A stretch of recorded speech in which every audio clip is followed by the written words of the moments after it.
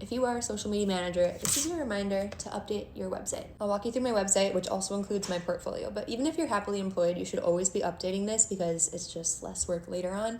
And you never know who's gonna fall onto this website and maybe contact you for something. This is my homepage. And then I also break down all of my different services I offer.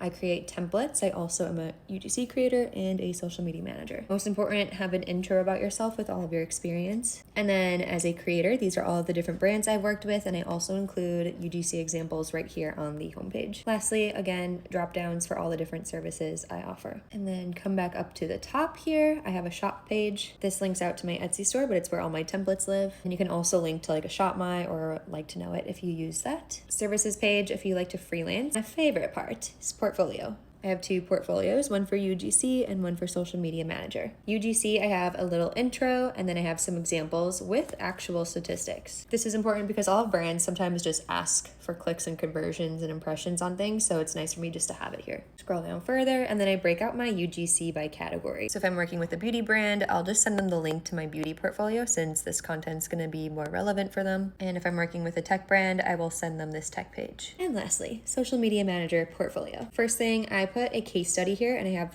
3 different clients with different time frames for both Instagram and TikTok. I have found in my years of working that brands really appreciate a social media manager who understands analytics.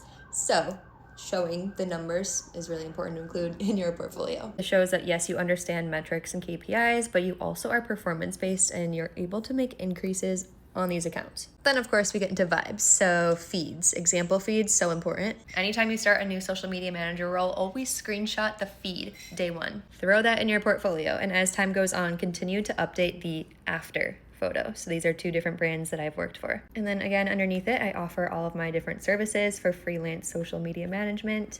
And then I share all of the different accounts that I've managed. A lot of brands like social media managers who can create their own content. So that's also where my UGC portfolio comes into play. A website is not always necessary, but I do think it really helps you stand out if you're someone who's applying to roles. And if you like to freelance, this is super important. I get so many inbounds, maybe like 10 inbound emails every single month of people wanting to hire me as their freelance social media manager just because of my website.